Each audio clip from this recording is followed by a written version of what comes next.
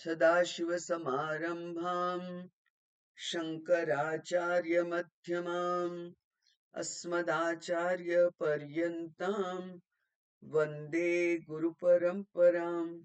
श्रुतिस्मृतिपुराणानाम् आलयं करुणालयं नमामि भगवत्पादं शङ्करं लोकशङ्करं। शङ्करं शङ्कराचार्यं केशवं बादरायणं सूत्रभाष्यकृतौ वन्दे भगवन्तौ पुनः पुनः। ईश्वरो गुरुरात्मेति मूर्तिभेदविभागिने व्योमवद्व्याप्तदेहाय दक्षिणामूर्तये नमः। ॐ नमः प्रणवार्थाय शुद्धज्ञानैकमूर्तये निर्मलाय प्रशान्ताय दक्षिणामूर्तये नमः। ॐ दयाकरं दयाकारं दान्तं धर्मप्रवर्तकं प्रणमामि दयानन्दं मदाचार्यवरं परम्। ॐ शान्ति शान्ति शान्तिः। हरिः ॐ श्रीगुरुभ्यो नमः। हरिः ॐ।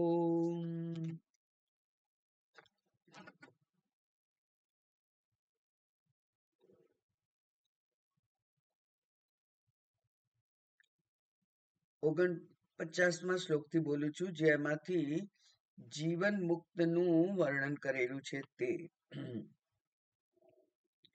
જીવન મુક્તસ્તુ તદ્વિદ્વાન પૂર્વોપાધિ ગુણાસ્ત્યજેત સચ્ચિદાનંદ રૂપત્વાત ભવેદ ભ્રમર કીટવત તીર્ત્વા મોહાર્ણવં હત્વા રાગ દ્વેષાદિ રાક્ષસાન યોગી શાંતિ સમાયુક્ત આત્મા રામો વિરાજતે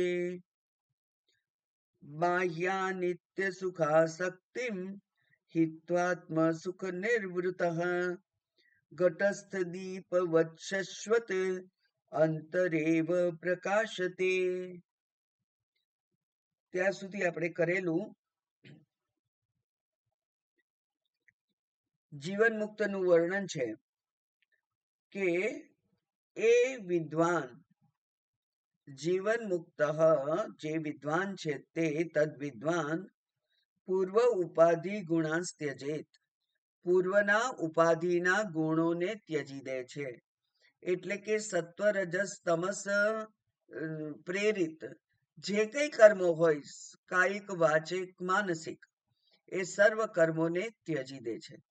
કારણ કે હવે એણે કઈ અંતઃકરણ શુદ્ધિ રૂપ કર્મ કરવાનું નથી અને કર્મ માત્ર અંતઃકરણ શુદ્ધિ સુધીનું જ કાર્ય કરી શકે. એટલે એવું એણે જાણ્યું છે. હવે એ કર્મમાં એને કોઈ આસક્તિ નથી. કર્મથી નથી એને પુણ્ય કમાવવું કે નથી પાપ કરવું. કર્મથી એને હવે કોઈ બાહ્ય આસક્તિનો પણ પૂર્તિ કરવાની નથી. કારણ કે બાહ્ય વિષય આસક્તિ હવે એને નથી. એટલે સર્વ મનોનિગ્રહ ઇન્દ્રિય નિગ્રહ થી એને પોતાના સ્વરૂપને ઓળખી લીધેલું છે. અંતઃકરણ શુદ્ધિ દ્વારા જ એ થઈ શકે. એટલે કે એનું અંતઃકરણ શુદ્ધ છે. માટે હવે કર્મનો કોઈ રોલ રહ્યો નથી જીવનમાં. એટલે એ બધાને છોડી દે છે. ભગવાને પણ અર્જુનને આ બધું શીખવાડતા શીખવાડતા કહ્યું કે નિસ્ત્રય ગુણ્યો ભવાર્જુના. હે અર્જુન, તું 3 ગુણ રહિત નો બન. અને ભગવાનને માટે આપણે જે શુદ્ધ બ્રહ્મ છે એના માટે શબ્દો પણ વાપરીએ છીએ. નિર્ગુણ અને ગુણાતીત એવા શબ્દો પણ વાપરીએ છીએ. તો અહીંયા એ વિદ્વાન એ આ ગુણોને તાદાત્મ્યને ત્યજી દે છે. એટલે આપણને પ્રશ્ન થવો જોઈએ કે જ્યાં સુધી શરીર છે ત્યાં સુધી તો આ 3 ગુણનો રોલ રહેવાનો જ છે જીવનમાં. તો એ રહે, એ માત્ર મિકેનિકલ રહે, એને તાદાત્મ્ય ના હોય, એની સાથે એને તાદાત્મ્ય ના હોય. એટલે સહજ ભાવે જે કંઈ કરવું પડે એ બધું જ એ કરે. એટલે કે સહજ ભાવે આપણે આગળ જોયું હતું કે એને ક્યારેક ગુસ્સો કરવો પડે, બરાબર ને? જેવી રીતે કંસને મારવા માટે કૃષ્ણ ભગવાને જો એક ક્રોધ ઉભો ના થાય તો એ કોઈને મારી જ ના શકે. એવી રીતે હિરણ્યકશિપુને મારવો તો નૃસિંહ અવતાર ધારણ કરવો પડ્યો. રાવણને મારવા માટે રામે પણ ક્રોધને ધારણ કરવો પડે. પણ એ માત્ર પુણ્ય પ્રકોપ હોય, અને એટલે જેને પણ એ હત્યા કરે છે, મારે છે, એને હત્યા નથી કહેવાતી, એનો ઉદ્ધાર કરે છે. કંસનો ઉદ્ધાર કર્યો, એવી રીતે રાવણનો ઉદ્ધાર કર્યો, હિરણ્યકશિપુનો ઉદ્ધાર કર્યો. અને આ બધાનો ઉદ્ધાર કરે ત્યારે પુરાણોમાં એનું વર્ણન આવે છે કે એનો આત્મા પરમાત્મામાં મળી ગયો. એનો અર્થ કે એની મુક્તિ થઈ ગઈ. અસુર બનીને અનહદ પાપ કર્મ આચરીને પણ એની ભગવાનના હાથે મૃત્યુ થયું, એટલે એની મુક્તિ થઈ ગઈ. તો એવું ત્યાં પણ વર્ણન છે. એટલા માટે કહ્યું કે ગુણો ઉપર એનું સાપેક્ષ નિયંત્રણ હોય છે. ગુણોનો એ ગુલામ નથી, પણ ગુણોને એ પોતે જ્યારે જે ગુણ પ્રગટ કરવો હોય ત્યારે તે ગુણ પ્રગટ કરી શકે એવું એને સામર્થ્ય પ્રાપ્ત થયેલું હોય છે. એ સચ્ચિદાનંદ રૂપત્વાત, એ પોતે સચ્ચિદાનંદ રૂપ હોવાને કારણે ભ્રમર કીટવત ભવેત. એ ભ્રમર કીટ ન્યાય છે એ પ્રમાણે એણે સતત પરમાત્માનું જ ધ્યાન કરેલું છે, એટલે હવે પરમાત્મા સ્વરૂપ બની ગયો છે. જેમ પેલા ઈયળે ભ્રમરનું જ ધ્યાન કર્યું અને ભ્રમર બની ગયો, એમ પુરાણો પણ એવું કહે છે કે વેર ભાવે પણ તમે ભગવાનને યાદ કરો. વેર ભાવે કંસ એ જ કરતો હતો. અને ક્યાં સુધી? દેવકીના લગ્ન થયા ત્યારથી 8મા સંતાનની રાહ જોતો જે સંતાનો ઉત્પન્ન થયા એ બધાને એને માર્યા. કેવી રીતે? એનું ધ્યાન કરતા કે પેલો 8મો ઉત્પન્ન થાય એ મારો કાળ છે, એને હું ના ઉત્પન્ન થવા દઉં, એને હું ના જીતવા દઉં. એવું કરતા કરતા એટલે ધ્યાન સતત કૃષ્ણનું નામ હોય કે ના હોય, ધ્યાન સતત એ પેલા દુશ્મનનું હતું, એને પોતાને મારનારનું ધ્યાન નહોતું. એટલે એ ધ્યાનથી પણ એ પોતાને મુક્ત કરી શક્યા. એટલે વેર ભાવે પણ એ પરમાત્માનું ધ્યાન થઈ શકે. અને ત્યાર પછી શું થાય તો કે છે કે આ મોહાર્ણવ છે એને તરી જાય. સાગર જે છે, ખારો ખારો સાગર, સંસાર રૂપ ખારો ખારો સાગર, જે બહુ મીઠો લાગે છે બધાને, એ ખારો ખારો સાગર એને એ તરી જાય. અને રાગ દ્વેષાદિ રાક્ષસાન હત્વા. રાગ અને દ્વેષ આ બે જ શબ્દો વેદાંતમાં અત્યંત મહત્વના છે, જે પ્રવૃત્તિમાં રોકી રાખે છે આપણને. અને પ્રવૃત્તિ અને જ્ઞાનને પડતું નથી, એ બે સાથે હોઈ ના શકે. જ્ઞાન હોય ત્યાં નિવૃત્તિ જ છે. એટલે આ જ્ઞાન પ્રવૃત્તિમાં રાખનાર બે જ વસ્તુઓ છે, અને એ છે રાગ અને દ્વેષ. તો એ રાગ અને દ્વેષ છે એને હત્વા, એને હણી નાખે છે. એટલે આપણે પેલું અધ્યાત્મ રામાયણ જોયું હતું, એમાં સુબાહુ જે છે એ સુબાહુને હણી નાખેલો ભગવાને. પહેલા તાટકાને હણી અને પછી સુબાહુને હણ્યો. એ સુબાહુ એટલે એના બે હાથ છે, રાગ અને દ્વેષ. અને રાગ અને દ્વેષ કોના હોય? અહંકાર. એટલે સુબાહુને આપણે કહેલું અહંકાર, પણ એ અહંકાર છે એને જ રાગ અને દ્વેષ છે. એટલે હું અમુક મેળવું અને હું અમુક તો ના જ આવવા દઉં મારા જીવનમાં. આ બે રાગ અને દ્વેષ છે. એ બે ને હત્વા યોગી શાંતિ સમાયુક્ત. આ યોગી જે છે, યોગી એટલે જેનું જોડાણ પરમાત્મા સ્વરૂપ સાથે થઈ ગયું છે તે યોગી. ક્યાં જોડાણ થયું છે? બુદ્ધિમાં. બુદ્ધિમાં એનું જોડાણ થઈ ગયું છે એવો જે યોગી છે તે આત્મારામો વિરાજતે. હવે એ આત્મારામ છે. આત્મની આત્મના તુષ્ટ. આત્મામાં જ પોતે સંતુષ્ટ છે. હું જે કંઈ છું એમાં જ એની સંતુષ્ટિ છે. એવું જે છે તે શોભે છે, પ્રકાશે છે. અને એનું કેવું છે? શું કર્યું એને? તો કે છે બાહ્ય અનિત્ય સુખ આસક્તિમ હિત્વા. બાહ્ય સુખ આસક્તિમ, બાહ્ય સુખની આસક્તિ એને છોડી દીધી અને આત્મસુખ નિર્વૃત્ત. અને હવે આત્મસુખમાં જ એ રત છે, રહેલો છે. બાહ્ય સુખની આસક્તિ કેમ સરી ગઈ? કારણ કે એણે પરીક્ષા બરાબર ધ્યાનપૂર્વક કરી કે આ બાહ્ય સુખ મને સુખ આપે છે થોડીક વાર માટે અને પછી છટકી જાય છે. એટલે જે ખરેખર મળ્યું હોય એ જો આપણા હાથમાંથી છીનવાઈ જાય તો ખરેખર દુઃખ જ થાય છે.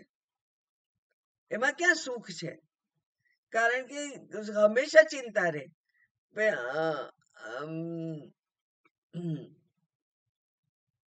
આ કંસને સતત ચિંતા રહેતી હતી. એનું પેલું જે વિડીયોગ્રાફી હતી એ પેલા આપણે સિરિયલમાં, એ તો બહુ સરસ હતી કે એ સૂઈ રહેલો હોય અને એને આ બારીમાંથી આ બારીમાંથી આ બારીમાંથી કંઈકથી પવન આવે ને ક્યાંકથી કે અહીંથી કૃષ્ણ આવ્યો કે અહીંથી આવ્યો, અહીંથી આવ્યો કે અહીંથી આવ્યો.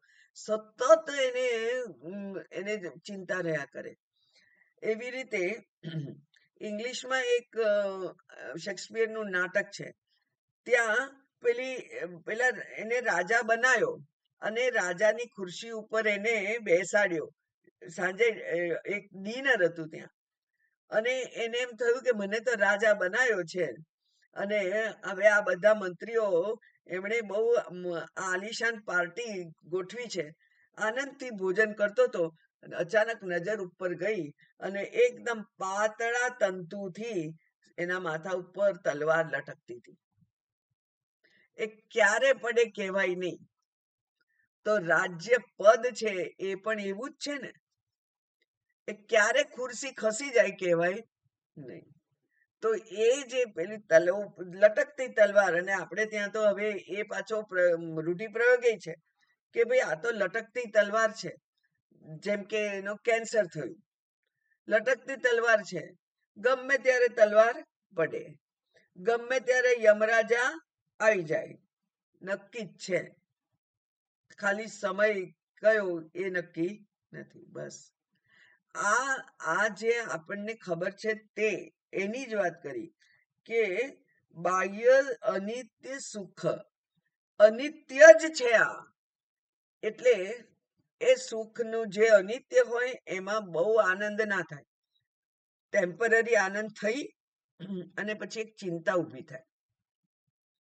પૈસા કમાયા હોય અને બેંકમાં મુકાય એવા બ્લેક ના હોય, બ્લેક હોય, ઘરમાં રાખ્યા હોય તો ઘરમાં ચિંતા જ ચિંતા હોય કાયમ એને સાચવવાની. ભોગે રોગ ભયો અને ધને નૃપાલાદ ભયમ. બહુ ધન આવે એટલે રાજાનું એટલે ઈડીનું ચિંતા કાયમ રહે. એવું એવું જે વિષય છે એ જે સુખ છે એને સુખ ના કહેવાય. એ તો શાસ્ત્ર એને કે છે સુખાભાસ છે. તમને એમ લાગે કે આ પૈસા આયા એટલે સુખ છે, પણ પૈસાથી ખરેખર સુખ નથી. પણ આપણને એમ આભાસ થાય. જેમ જે લગ્ન કરે એ બધાને એમ થાય કે હા હવે તો મને હું સુખી સુખી, પણ ખરેખર તો પરીક્ષા ત્યાં જ શરૂ થાય છે. અને એ સંસાર સુખી હશે કે ચિંતાવાળો હશે કે કસોટી વાળો હશે, કઈ કહેવાય નહીં. સુખાભાસ છે. તો એ સુખનો આભાસ છે, એમાં છોડી અને આત્મસુખ નિવૃત્ત. એકલા રામ. આપણે કેવા? એકલા રામ. આપણે કોઈના આને આ ગમશે, આને આ નહીં ગમે, આને આ જોઈશે, આને આ નહીં જોઈએ, આ સાથે આવશે નહીં આવે, કોઈ ચિંતા નહીં. આપણે સાધુ તો ચલતા ભલા, ચલ અકેલા, ચલ અકેલા. બાકી એટલે ત્યાં આત્મરામ સુખ છે. આત્માની આત્મના તુષ્ટ. કેવી રીતે? ઘટસ્થ દીપવત શાશ્વત. શાશ્વત એટલે કાયમ. અને ઘટવત ઘડામાં મૂકેલો દીવો. ઘડામાં મૂકેલો દીવો એટલે કે પ્રોટેક્ટેડ લાઈટ. એને પ્રોટેક્શન આપ્યું છે આપણે. એ કાચનો પેલો ઘોડો હોય નવો નીકળેલો, કે પેલી જૂના જમાનાનો ઘડો હોય, પણ એની અંદર દીવો મૂક્યો હોય તો એ પવન આવવાથી હોલવાઈ જાય નહીં. અને તમે બારી પાસે પણ મૂકી શકો. એટલે પવન આવે તો પણ દીવો હોલવાની ચિંતા રહે નહીં. એવું જે છે તે એવી રીતે પ્રકાશતે, અંતરેવ પ્રકાશતે, એ હંમેશા પ્રકાશિત રહે છે. હવે આ જે વ્યક્તિ છે એને શું કહેવું? તો એને કહેવાય જીવન મુક્ત. એ જીવન મુક્ત સ્થિતિ છે. એનું વર્ણન હવે પછી છે. ઉપાધિસ્થોપી તદ્ધર્મૈઃ અલિપ્તો વ્યોમ વન્મુનિઃ સર્વ વિન્મૂઢવત તિષ્ઠેત અસક્તો વાયુવચ્ચરેત. ઉપાધિસ્થ અપી. આપણને દેખાય કે આ તો મુક્ત છે, પણ હજુ તો શરીર છે, શરીરમાં છે, અને શરીર તો ઉપાધિ છે. બરાબર? ઉપાધિ એટલે આપણે પછી આત્માએ જેને ધારણ કરેલું છે તેમ. એવું આત્માએ ધારણ કરેલી આ ઉપાધિ તો છે હજુ, અને ઉપાધિની તો હંમેશા મર્યાદાઓ હોય જ છે. તો જે પણ સ્થૂળ શરીરની, સૂક્ષ્મ શરીરની જે કઈ મર્યાદાઓ છે, એ મર્યાદાઓ તો મારી રહેવાની જ છે. જ્ઞાની થયો એટલે કઈ એ મર્યાદાઓ, શારીરિક મર્યાદાઓ જતી રહેતી નથી. જેમ કે પેલા સંત છે, અને જૂના પણ એક બહુ સારા સંત હતા, નામ મને યાદ આવતું નથી, હું યાદ કરી રહી છું, પણ એ પણ અંધ હતા. અને એમના પ્રવચનો મેં બહુ સાંભળ્યા છે ટીવી ઉપર, સંસ્કાર ઉપર, બહુ પહેલા 80-90s હશે કદાચ. પણ એ અંધ હતા અને સરસ વેદાંત પ્રવચનો કરતા. તો હવે એ સુરદાસ અંધ હતા. હમણાં જે મુનિ છે, કોઈ સ્વામીજી છે, એ પણ અંધ છે. અથવા કોઈના હાથ પગ ના હોય, અષ્ટાવક્ર, જેના 8 અંગ વાંકા હતા, એ તો એ બાહ્ય જે કોઈ દેખાવ હોય એને જ્ઞાન સાથે કોઈ નિસ્બત નથી. એટલે બાહ્ય શરીરની મર્યાદાઓ સહિત એ જ્ઞાની જ છે. કારણ કે મર્યાદાઓ બાહ્ય શરીર જેની મર્યાદાઓ છે, એ શરીર સાથે હવે એનું તાદાત્મ્ય રહ્યું નથી. એટલે હું શરીર છું એ ભાવ છૂટી ગયો છે. હું મન છું, હું બુદ્ધિ છું, એ ભાવ છૂટી ગયો છે. એટલે એટલા જ માટે આપણે જાણીએ છીએ કે આ જે જ્ઞાનીઓ હોય છે એનો કોઈ આગ્રહ નથી હોતો કે હું આમ જ કરું, હું આ જ કરીશ. એ નિશ્ચય નથી કરતા, સંકલ્પ નથી કરતા. અને એ 1000 સંકલ્પ કરે તો પણ એક પણ સંકલ્પ એમને બાંધનાર નથી રહેતો. એક પણ સંકલ્પ એમને બાંધનાર રહેતો નથી. સંકલ્પો કરે, કારણ કે આ શરીર છે ત્યાં સુધી જે શરીરના પૂર્જાઓ છે, એના સાધનો છે, તે બધા પોતપોતાના ક્ષેત્રમાં કાર્યરત તો રહેવાના જ. પણ એ કાર્યરત રહેવાથી એને પોતાના સુખમાં કોઈ અડચણ આવતી નથી. એ ખાસ જોવાનું છે. એટલા માટે અહીંયા કહ્યું કે ઉપાધિસ્થ અપી તદ્ધર્મૈઃ એટલે ઉપાધિ ધર્મૈઃ અલિપ્ત, એ અલિપ્ત છે. કારણ કે એને પોતાને ખબર છે કે હું તો મુક્ત છું. જેવી રીતે ઘડામાં રહેલું આકાશ છે, એ આકાશને જો દિવાલો સાથે તાદાત્મ્ય થાય તો એને ઇન્ફિરિયોરિટી થાય કે હું તો આટલું નાનું છું, અને આ બીજો ઘડો તો કેટલો મોટો છે, અને આ ત્રીજો કેટલો એનાથી પણ મોટો છે, એ બધા કરતા તો હું બહુ નાનો, એવું એને થાય. પણ જો તાદાત્મ્ય ના હોય તો એ પોતાને ઘટાકાશ જ માનતો નથી, તો પછી નાના મોટાનો સવાલ આવતો નથી. આકાશ તો સર્વવ્યાપી છે જ, એમાં કોઈ થતું નથી. એટલે એને કોઈ એમાં આત્મબુદ્ધિ નથી. પોતાના જે મર્યાદિત ઉપાધિ છે એમાં એની આત્મબુદ્ધિ ના હોવાથી એ મર્યાદાઓ એને કોઈ રીતે સંકટ કરનાર રહેતી નથી. જેવી રીતે અહીંયા કહ્યું કે વ્યોમવત, આકાશવત. વ્યોમ એટલે આકાશ, આકાશવત. તો આકાશ એક એવું સર્વવ્યાપી તત્વ છે, ભલે એ પંચ મહાભૂતમાંનું એક છે, પણ એ એવું તત્વ છે કે જેના લક્ષણો બ્રહ્મના લક્ષણો સાથે ખૂબ મળતા આવે. એટલે જ્યારે જ્યારે પણ બ્રહ્મના લક્ષણોની ચર્ચા કરવાની હોય ત્યારે આકાશનો ઉલ્લેખ કરવામાં આવે છે. તો એ આકાશ એ કદી મલિન થઈ જતું નથી, એમાં ધુમાડો થતો નથી, એમાં એ ભીનું થઈ જતું નથી, એ સુકાઈ જતું નથી, એ કોઈ વધારે પાણી પડવાથી પહોળું થઈ જતું નથી. એને કોઈ બહારના પરિબળો એને કોઈ અસર કરી શકતા નથી. અચ્છેદ્યો યમ દાહ્યો યમ અક્લેદ્યો શોષ્યૈવ ચ. એ આત્મા છે. અને એવા આત્માને કેવું છે તો કે છે એને શરીર કે મન, સ્થૂળ શરીર કે સૂક્ષ્મ શરીર, કોઈના પણ જે મર્યાદાઓ છે એને લેપાયમાન થઈ શકતી નથી. ભગવદ્ ગીતામાં ભગવાન કહે છે કે યથા સર્વગતમ સૌક્ષ્મ્યાદ આકાશમ નોપલિપ્યતે સર્વત્રાવસ્થિતો દેહે તથાત્માનોપલિપ્યતે. 13મા અધ્યાયનો 32મો શ્લોક છે. જેવી રીતે સર્વગતમ આકાશ, પણ સર્વગત આકાશ કેવું છે તો કે જે સૂક્ષ્મ છે, સૂક્ષ્મ આકાશ. એવું સૂક્ષ્મ જે આકાશ છે એ કશાથી લેપાયમાન થતું નથી. એવી જ રીતે સર્વત્ર અવસ્થિત દેહે, દેહમાં સર્વત્ર અવસ્થિત છે. એટલે કે દેહના ટોપ ટુ બોટમ, ઉપર મૂર્ધાથી માંડી અને પગના નખ સુધી ચૈતન્ય વ્યાપ્ત છે. કોઈ પણ જગ્યાએ નાનકડું ક્ષતિ થાય, કોઈ તમને ટાંકણી મારે તો તરત જ ખબર પડે છે. વાળ ખેંચે તો તરત ખબર પડે છે. નખને ઠોકર વાગે અને જરાક ઉખડી જાય તો તરત જ ખબર પડે છે. કારણ કે આ જે ચૈતન્ય છે એ આ સમગ્ર દેહમાં સર્વત્ર વ્યાપ્ત છે. અહીંયા દેહની વાત કરે છે, ઉપાધિની વાત કરે છે, એટલે આ શ્લોક છે.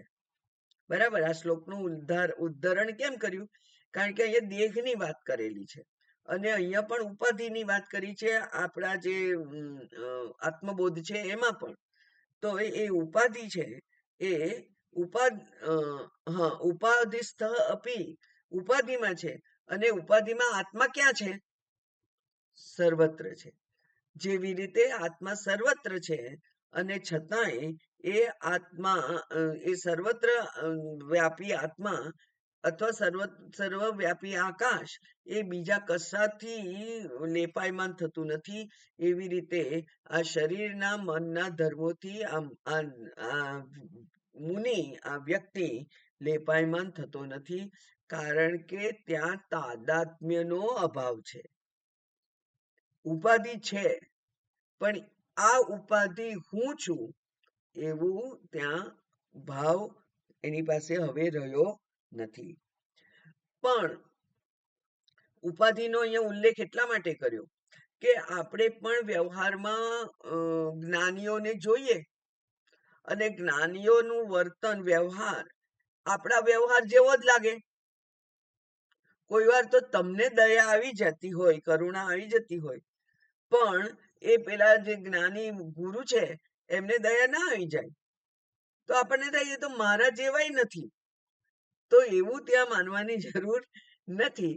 એટલે એટલે ઉપાધિનું વર્ણન કર્યું. એટલે ત્યાં એમ કહેવામાં આવે કે એમણે આચરણ વ્યવહાર કરવા માટે સત્વ રજસ તમસ બધાને અંગીકાર કરવા પડે. જેમ નાટકનો રોલ ભજવવા માટે તે નાટકનો મેકઅપ કરવું પડે, વસ્ત્ર પરિધાન કરવું પડે. અમિતાભ બચ્ચન કે ઐશ્વર્યા રાય ગમે તેટલી સુંદર હોય, પણ એણે જો ભિખારણનો રોલ ભજવવો હોય તો એણે એ પ્રમાણેનું મેકઅપ કરવું પડે, એ પ્રમાણેના એના વાળ ગૂંથવેલા હોય ને એ પ્રમાણેનો ગંદા ગંદા ફાટેલા વસ્ત્ર પહેર્યા હોય, આ બધું જ હોય. એમ એ ત્રણેય ગુણ છે, એ ત્રણેય ગુણ એને ધારણ કરવા પડે. અને જ્યારે કોઈ પણ વસ્તુ ધારણ કરીએ છીએ ને ત્યારે એના ઉપર આપણું નિયંત્રણ હોય છે. એનાથી આપણે લેપાયમાન નથી થઈ જતા. એટલે આપણું ત્યાં નિયંત્રણ હોવાને કારણે એ ઈરાદા પૂર્વક અમુક વર્તન કરે છે. જો ગુરુએ કોઈક જગ્યાએ કઠોર થવું પડતું હોય તો એ કઠોર થાય. એનો અર્થ નહીં કે એ કઠોર છે. એવી જ રીતે કોઈ પણ વ્યવહાર કરવા માટે અહંકારને ધારણ કરવો પડે, પણ એ અહંકાર દ્વારા પોતાનું જીવન નિયંત્રિત નથી. એટલે કે સ્વાર્થથી પ્રવૃત્તિ નથી થતી. સ્વાર્થથી પ્રવૃત્તિ નથી થતી. કેટલીક વખત એ જ જ્ઞાનીનો જો આશ્રમ હોય અને આશ્રમને કોઈક નુકસાન થતું હોય કે આશ્રમના માટેની કોઈક નેગેટિવ એવી કોઈ પ્રવૃત્તિ દેખાય એમને બહાર, તો એના સામે એ કોર્ટમાં કેસ કરે વગેરે બધું જ કરે, બધું કરવું પડે એને. પણ એ પોતાના માટે નથી, પોતાના લાભ માટે નથી, આશ્રમના લાભ માટે છે, સંસ્થાના લાભ માટે છે. સંસ્થા હવે આ જે હિન્દુ ધર્મને ચલાવવા માટે મદદરૂપ થઈ રહી છે એના માટે હોય, એના વિકાસ માટે હોય. એટલે એમને પોતાને નહીં. એટલે તમને એક સરસ ઉદાહરણ કહું જે ખરેખર સત્ય છે કે રામાનંદાચાર્ય જે છે આપણા ઓમકારેશ્વર આશ્રમ છે એના આચાર્ય અધ્યક્ષ હતા ઇન્દોર પાસે મધ્યપ્રદેશમાં. ઓમકારેશ્વર છે જે એના ત્યાં જે આશ્રમ છે એ આશ્રમના જે અધ્યક્ષ હતા રામાનંદજી, એમણે બહુ વિરક્ત હતા, ખૂબ વિરક્ત. એટલે અમારા સાથે ભણતા કેટલાક વિદ્યાર્થીઓ તો એમ કહેતા કે એના લેપટોપમાં રામાનંદાચાર્ય હતા, જે ફોટો જેને કહેવાય વોલપેપર. તો એ કે છે કે માતાજી આ રાખવાથી તમને વૈરાગ્ય એટલે શું એવું સ્પષ્ટ દેખાય. એના મોઢા પરથી, એમના દેખાવ પરથી તમને સ્પષ્ટ ચિત્રણ મળે કે વૈરાગ્ય કોને કહેવાય. તો એવું એ હતા, એટલે વૈરાગ્યનો અવતાર કહેવાય એવા. તો એમને પણ એમના ગુરુજીએ જ્યારે કહ્યું કે તું આશ્રમ મોટો કર થોડો અને આ વેદાંત અધ્યયનનું કામ આગળ ધપે એવી એક વ્યવસ્થા ઊભી કર. તો પછી એમણે કહ્યું કે ગુરુજીએ કહ્યું, કારણ કે એમનું જીવન ચરિત્ર મેં વાંચેલું, એમના ગુરુજીએ કહ્યું એટલે એમણે એ સ્વીકાર્યું તો ખરું, પણ જે ટ્રસ્ટીઓ હતા એમને કહી દીધું કે આ આશ્રમને નો વિકાસ કરવાનો છે, સાધકો ત્યાં રહે અને અધ્યયન થાય, એના માટે જે કંઈ કરવું પડે તમે કરો, પણ મારી કુટિયાને તમારે અડકવાનું નથી.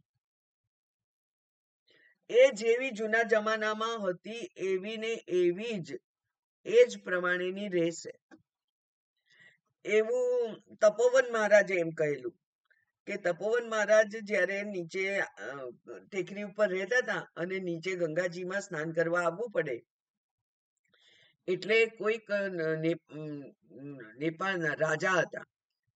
એમણે જોયું કે મહારાજજી આયા, પોતાનું અંગવસ્ત્ર મૂક્યું, એના ઉપર એક પથરો મૂક્યો, પછી સ્નાન કરવા ગયા અને પાછા આવે પછી એ અંગવસ્ત્ર લઈને પછી ઉપર જાય. એટલે એ કપલ હતા, રાજા રાણી. એમણે કહ્યું કે ગુરુજી, તમને આવો તકલીફ થાય તો આપણે અહીંયા જ આશ્રમ બનાવી દઈએ, તમારો નાનકડું એક આશ્રમ બનાવીએ તમારા માટે, અને એમાં તમે અને તમારા વિદ્યાર્થીઓ રહી શકો. એમણે એમ કહ્યું કે આ એક અંગવસ્ત્ર મૂકીને ગયો હતો ને, એને સાચવવા માટે પણ ઉપર પથરો મૂકવો પડે. તો આશ્રમ જો ઊભો કરવો હોય તો એના માટે મારે ઘણું બધું મારું વ્યવસ્થા ઊભી કરવી પડે. મારી કોઈ તૈયારી નથી, એટલે મારે આશ્રમ જોઈતો નથી. આ વૈરાગ્ય છે, અને એને જ કહેવાય કે જેણે અહંકાર જે છે, એટલે બંને બંને પ્રકાર હોઈ શકે. દયાનંદ સ્વામીજી હતા, સાક્ષાત કૃતાનંદ સ્વામીજી છે, તપોવન મહારાજ છે, રામાનંદ મહારાજ છે. બે આમ જાણે કે જુદા ઊંધા ઉદાહરણો છે.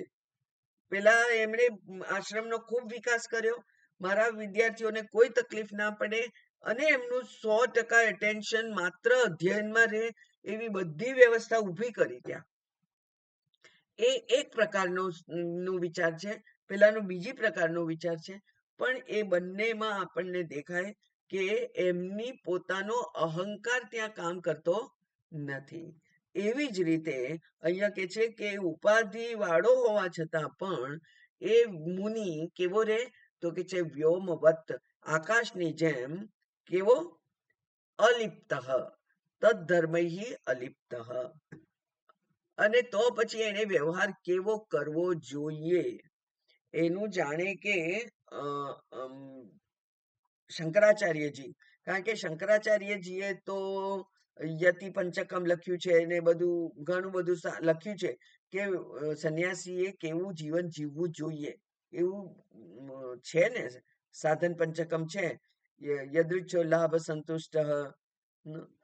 5 જ શ્લોક છે, પણ 5 શ્લોકમાં સંન્યાસીનું જીવન કેવું હોવું જોઈએ એનું સીધું સરસ વર્ણન છે. એવું અહીંયા પણ એમણે કર્યું. એ કે છે સર્વવિન મૂઢવત તિષ્ઠેત. એ સર્વવિત છે, એને બધું જ્ઞાન છે, પણ મૂઢવત તિષ્ઠેત, મને કઈ આવડતું નથી, મને બધું આવડે એમ નહીં.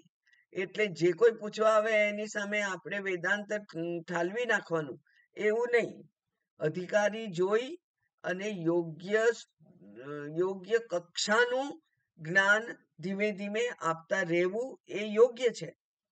પણ હું કંઈક જાણું છું અને એટલે મારું અહંકાર છે એવું નહીં. મૂઢવત તિષ્ઠેત, એને મૂઢની જેમ રહેવું જોઈએ. જેવી રીતે અષ્ટાવક્ર મુનિ, એમણે અષ્ટાવક્ર નહીં, જડ ભરત મુનિ. જડ ભરતે પોતે જ્ઞાની હોવા છતાં પણ કેવો ગાંડા જેવો વ્યવહાર ચલાયો. શરૂઆત જ્યારે કરી ત્યારે સાવ ગાંડાની જેમ, જાણે કે એમને કંઈ આવડતું જ નથી, એને કંઈ સમજણ જ પડતી નથી. એવી રીતે એ ગમે ત્યાં ગમે તે કપડા, ગમે તેવા કપડા ફાટેલા કરેલા ગંદા પહેરીને બેસી રહેતા હતા. એવું એ મૂઢવત. પછી અસક્ત. અચ્છા, હવે આ જે છે તે તત્વજ્ઞાની પુરુષ આકાશની જેમ. તો આકાશ એ અલિપ્તતાનું ઉદાહરણ છે, અસંગનું ઉદાહરણ છે. પછી મૂઢની જેમ. મૂઢ એટલે આસક્તિ નહીં, મૂઢ એટલે એના માટેનો કોઈ અત્યંત સ્નેહ નહીં. જે કરવા જેવું છે એ કરે. એ પ્રમાણે જે આસક્તિ રાહિત્ય માટે વાયુનું દ્રષ્ટાંત છે, એમ અહીંયા કહ્યું કે સર્વવત મૂઢવત તિષ્ઠેત અસક્ત વાયુવત. વાયુ જેમ અસક્ત છે. કેવી રીતે અસક્ત? અસક્ત એટલે શક્તિ નહીં. શક્તિ એટલે રાગ દ્વેષ નહીં. શક્તિ એટલે રાગ દ્વેષ. રાગ દ્વેષ નહીં. ચોંટાડી દે એવું કોઈ વચ્ચે ગ્લુ હોય નહીં, ગુંદર હોય નહીં, એ અશક્તિ. કે શક્તિ એટલે ચોંટી જવું. હું ને મારું કુટુંબ તો ચોંટી ગયા ત્યાં. પણ એટલા જ માટે પેલો જે મુનિ છે એણે પોતાનું કુટુંબ છોડી દીધું છે. હવે એનું તો વસુધૈવ કુટુંબકમ, જ્યાં બધા જ મારા ત્યાં મારું કોઈ નહીં હોય, એ નક્કી. જ્યાં બધા જ મારા છે ત્યાં મારું એવું મારું ખાસ એવું કોઈ ના હોય. એ અશક્તિ છે. એટલા માટે વાયુનું દ્રષ્ટાંત આપ્યું છે. અને વાયુ સરસ બગીચા ઉપરથી પસાર થાય, સુગંધ આવતી હોય તો ત્યાં અટકી ના જાય. આપણા ઘરમાં સત્યનારાયણનો શીરો બનતો હોય તો ત્યાં અટકી ના જાય. અને ગટર ઉપરથી પસાર થાય તો દોડવા માંડે નહીં. જ્યાં જ્યાંથી પસાર થાય ત્યાં ત્યાં એને રાગ કે દ્વેષ છે નહીં. એ ફૂલ હોય કે ગટર હોય, એ તો ચાલતો જ રહે છે, ચાલતો જ રહે છે. એટલા માટે પેલું એક વાર્તા જોઈતી આપણે કે રાજાને મળવું છે જે શિખર ઉપર બેઠા છે પર્વતની, અને રસ્તામાં મનોરંજનના અનેક સાધનો રાજાએ મૂકી દીધા. ફૂડ કોર્ટ મૂકી દીધું ને બગીચાઓ બનાવ્યા ને મનોરંજનના ચકડોળ ને બધું મૂકી દીધું, અને લોકો ત્યાં જ અટવાઈ ગયા. અને રાજાને મળવું છે એ લક્ષ્ય જ ભૂલી ગયા. એવું ના થાય. આપણે પણ આ વાયુને પણ એવું જ છે કે ત્યાં અટકી ના જાય. સરસ બગીચો છે ત્યાં અટકી ગયો વાયુ, એવું નહીં. કારણ કે વાયુનું નામ જ એવું છે કે વાતી ઇતિ વાયુ, જે ચાલતો રહે એ વાયુ. તો જેવી રીતે એને કોઈ આસક્તિ નથી, એવી રીતે આ મુનિને પણ કોઈ આસક્તિ ના રહે. ગત સંગસ્ય મુક્તસ્ય જ્ઞાનાવસ્થિત ચેતસઃ, એવું ભગવાને ભગવદ્ ગીતામાં કહ્યું. જ્ઞાનાવસ્થિત ચેતસઃ, જેનું ચેતસ, જેનું ચિત્ત જ્ઞાનમાં અવસ્થિત છે, જ્ઞાનમાં સ્થિર થઈ ગયેલું છે, એ કેવો છે? ગત સંગસ્ય મુક્તસ્ય, સંગમાંથી મુક્ત થઈ ગયેલો છે, જેને હવે સંગ રહ્યો નથી. શેની સાથે સંગ નથી રહ્યો? આ ઉપાધિની મર્યાદાઓ સાથે એને સંગ નથી રહ્યો. આ ઉપાધિની વિશેષતાઓ સાથે પણ એને સંગ નથી રહ્યો. પાપ કર્મ સાથે પણ એનું પાસે પણ એનું આકર્ષણ નથી, અને પુણ્ય કર્મ માટે પણ એનું આકર્ષણ નથી. એટલે ઘણી બધી વાર એવું થાય કે કોઈ પુણ્ય કર્મ, કોઈ મોટો યજ્ઞ વગેરે થવાનું હોય, અને જાણે કે અમે કહ્યું હોય કે સ્વામીજી તમે આવો આવો, પુણ્ય આટલો મોટો યજ્ઞ છે, આમ છે તેમ. એમને પુણ્ય સાથે કોઈ લેવા દેવા નથી. એ આવે કદાચ આપણા સંતોષ માટે, પણ એ જે રીતે પગે લાગતા હોય કે પૂજા કરતા હોય, ત્યાં એમના મોઢા ઉપર જે શાંતિ દેખાતી હોય ને, એ કહી દે કે એમને આમાંથી કોઈ પુણ્ય કમાવાનું છે એવી કોઈ વૃત્તિ નથી. કારણ કે એમને નથી પુણ્ય માટે આકર્ષણ કે નથી પાપ માટે દ્વેષ. એમ એ કેવા છે? તો કે છે કે ઉપાધિસ્થ અપી તદ્ધર્મૈ અલિપ્ત. હવે આ કેટલાક વિદ્વાનોએ એની થોડીક વાત કરી છે, ચર્ચા કરી છે કે એક મૂઢવત ચરિત એટલે કેવું કેવું જીવન જીવવું જોઈએ. તો ત્યાં આસક્તિ છે ને, એ આપણે કરતા નથી હોતા, થઈ જાય છે. જેમ કે તમારા બાળકો માટે તો તમને પ્રેમ હોય, પણ તમે એક પેટ લઈ આવો, કૂતરું કે બિલાડી કે કંઈ પણ, જે કંઈ, હવે એના માટે પણ તમને આસક્તિ થઈ જાય છે. બરાબર ને? તો એટલા માટે આ જ્ઞાની માટે, સંન્યાસી માટે એમ કહેવાયું છે કે એણે 3 રાતથી વધારે કોઈ એક જગ્યાએ ના રહેવું. ના એને એ આશ્રમ કે જે કોઈ સંસ્થા હોય એના વ્યક્તિઓ સાથે આસક્તિ થાય, ના એને એ જગ્યા બહુ સુંદર હોય, સરસ રૂમ હોય, એમાં સરસ 2-4 ફૂલના છોડ પણ મૂકેલા હોય, સુગંધ હોય વગેરે જે કઈ હોય તે સગવડ, એની સાથે પણ એને આકર્ષણ ના થાય, આસક્તિ ના થાય, ના એ જગ્યા સાથે આસક્તિ થાય, ના એ ભોજન સાથે આસક્તિ થાય, કારણ કે એને તો 3 દિવસમાં જતું રહેવાનું છે. અને અહીંયા તો શ્લોક અહીંયા સ્વામીજીએ લખ્યો છે, એમાં તો કે છે ગ્રામૈક રાત્ર વિધિના નિરપેક્ષેશ ચેન સશ્ચરેન મહિમ.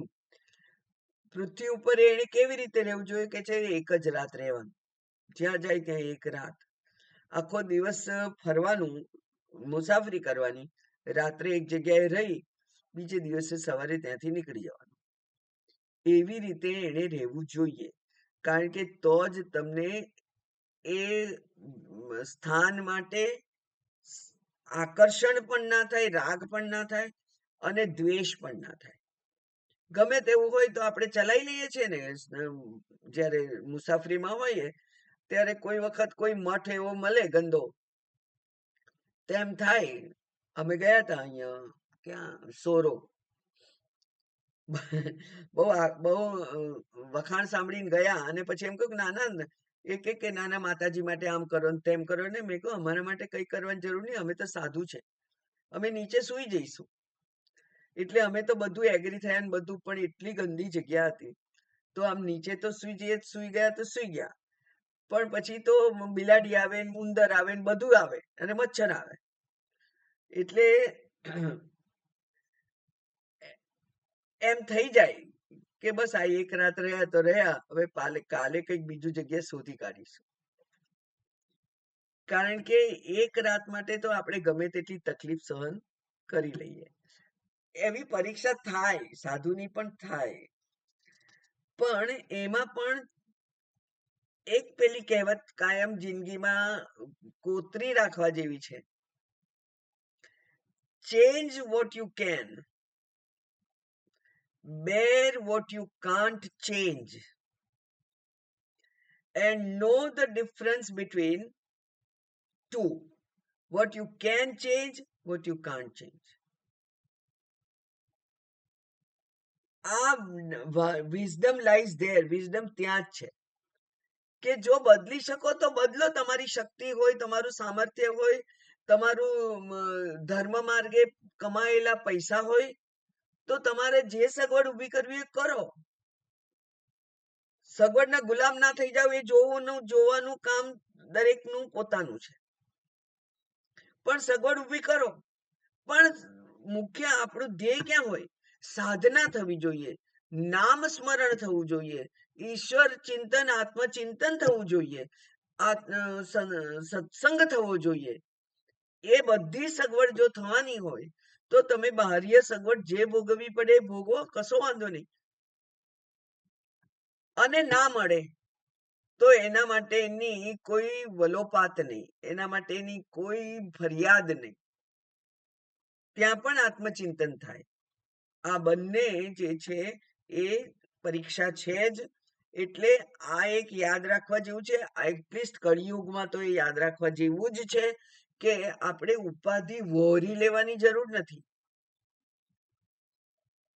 પણ ઉપાધિ આવે તો એના માટે ફરિયાદ પણ નથી. આ બંને રીત ધ્યાન રાખવાનું છે. શેના માટે? લક્ષ્ય સ્પષ્ટ હોય કે મારે સત્સંગ કરવો છે, મારે ઈશ્વર ચિંતન કરવું છે, આત્મસ્મરણ કરવું છે. એ લક્ષ્ય જો નક્કી હોય તો આ કરી શકાય. એટલે હવે પછીનો જે શ્લોક છે એમાં કે છે કે વિદેહ મુક્તનું વર્ણન છે.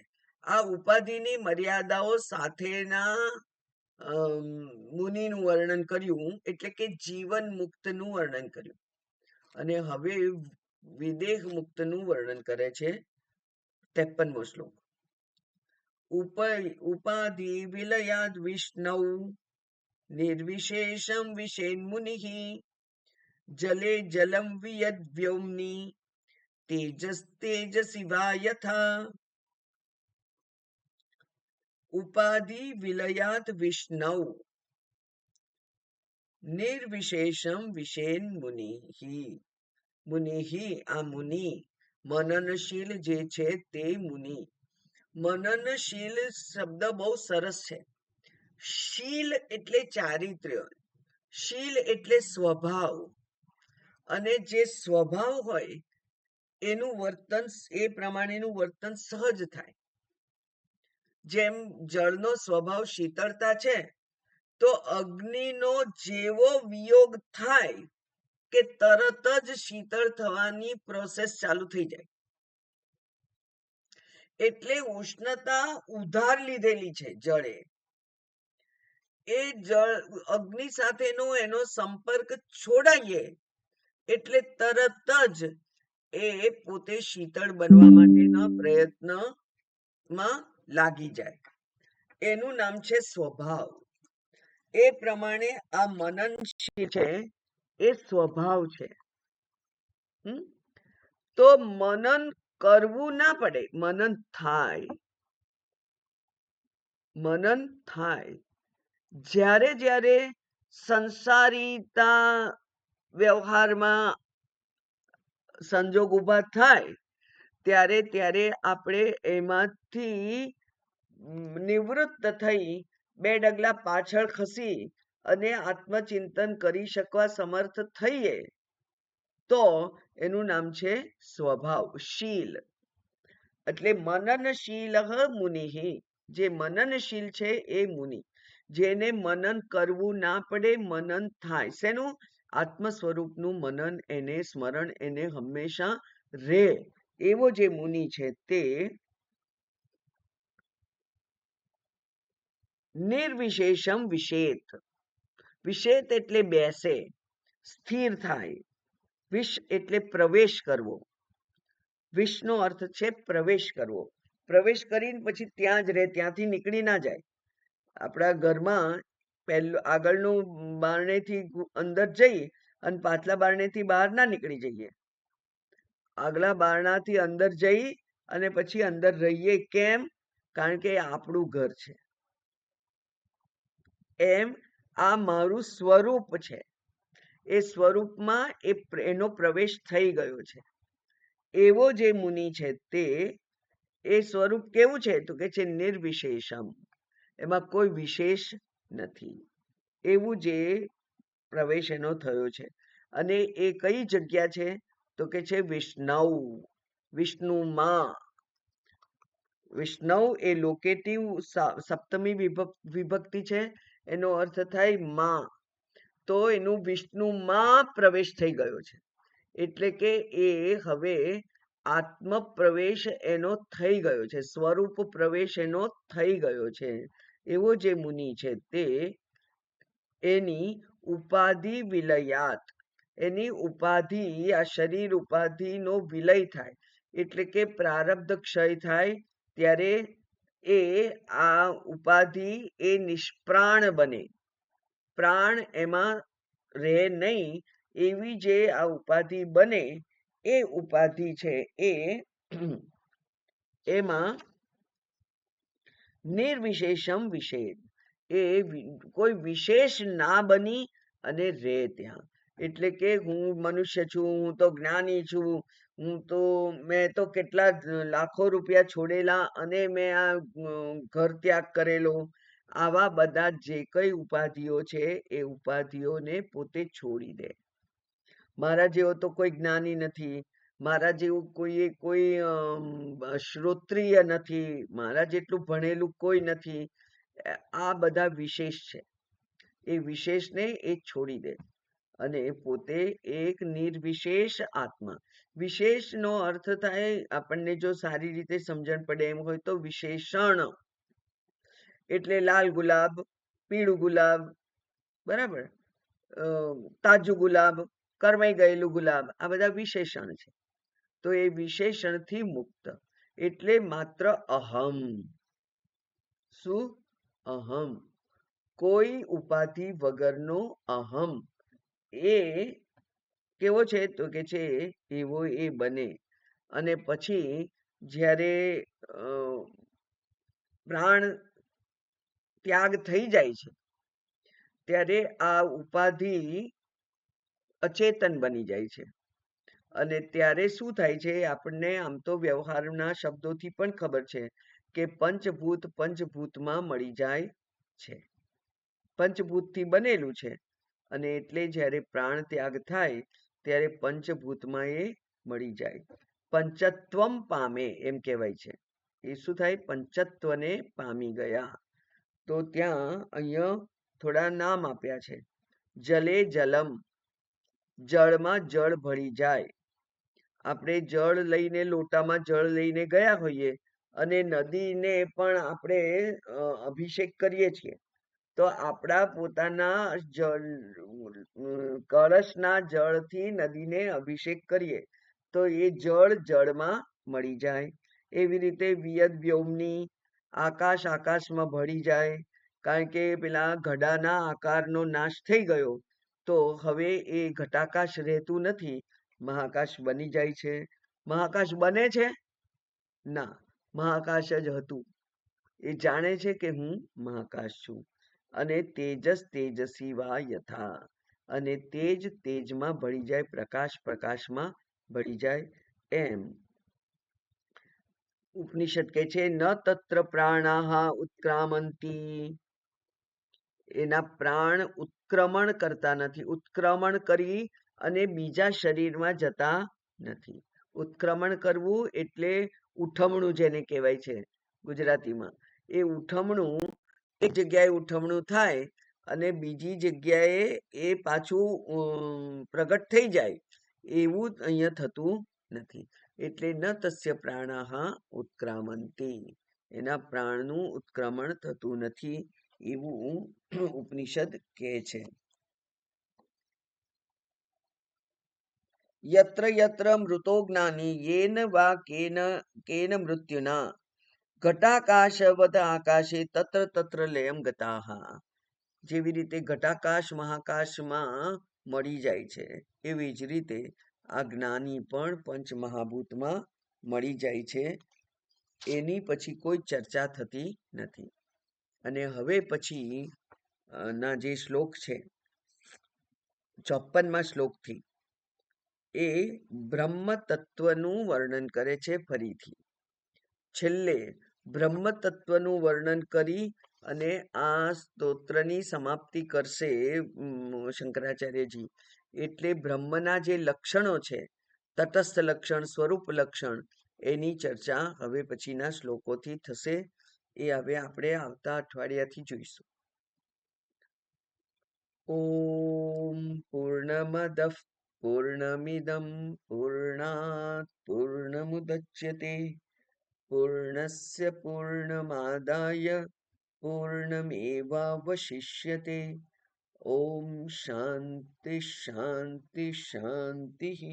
હરિ ઓમ. શ્રી ગુરુભ્યો નમઃ. હરિ ઓમ.